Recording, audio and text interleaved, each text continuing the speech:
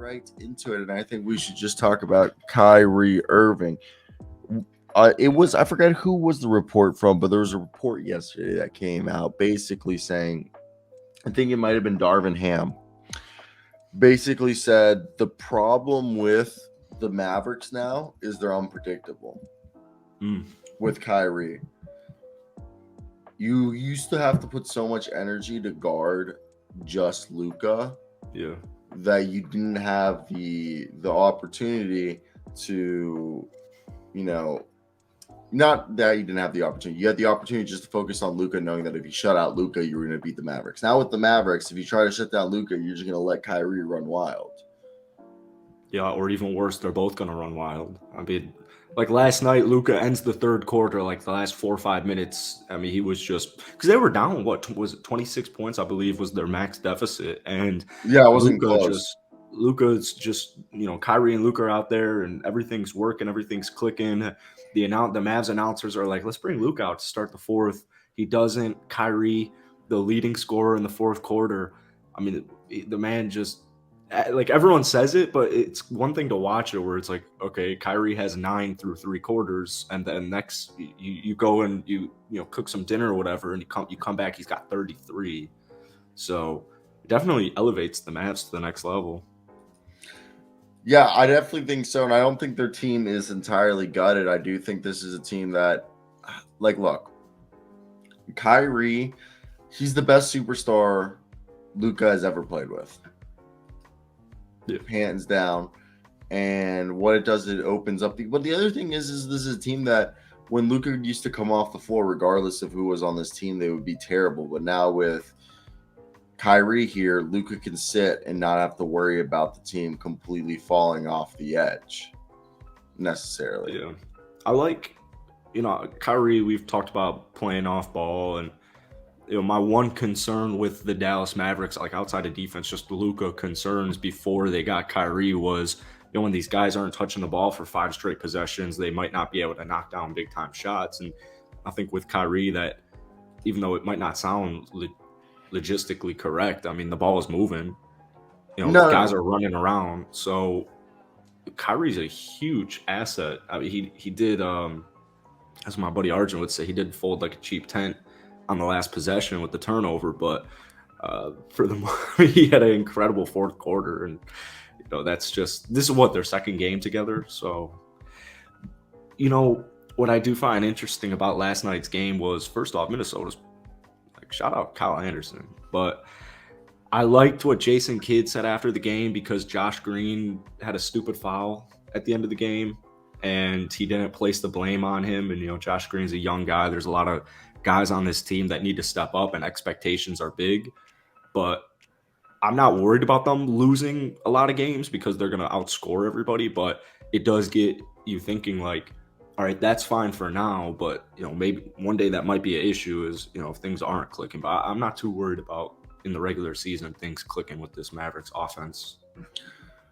Yeah, no, I think it's more my concern, if I had one with this team, would be playoff time. Yeah. When they focus in on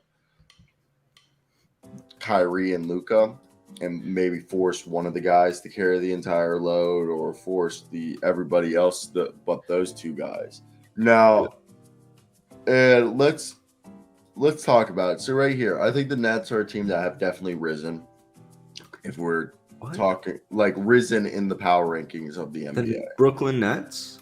Did I say the Brooklyn Nets? I said yeah. Did I actually say the Brooklyn Nets by accident? I'm so used to Kyrie being on the Nets. I mean, the Dallas Mavericks have risen. Holy fuck. Yeah, dude, big time. That was a brain fart. I said it also so casually, too.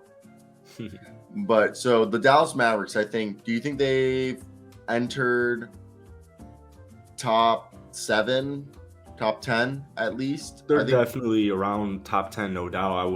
I think probably by the end of All-Star break, I'll be saying, like, without a doubt, they'll be around 7 or 8. But as Chris Simmons is saying here, like, Anthony Edwards, Darren Fox, I mean, it's not the best defensive team in general, especially the guard position, but hopefully their hustle, is enough. I I mean, they have defensive concerns. We all know that. Jason Kidd knows that, and he just says, we're going to outscore everybody. I'm not worried about defense. Jason Kidd's a defensive coach. I mean, first off, when you look at this, the ceiling has been raised, and one might argue the floor might be lava because this wild swing might last 2 months, might last 4 years. But the pairing of these two players is bold because it improves them in the short term and can lead to a championship. But what we need to see is that on-court chemistry be built and have, Luka really trust Kyrie and the rest of the team. And it's really just establishing trust and chemistry. And if Kyrie stays on the court, there's enough time for them to build, and they could fight the Sacramento Kings and the rest of the teams for the 3 seed. But what's big for me is like the other night when they lost with Kyrie.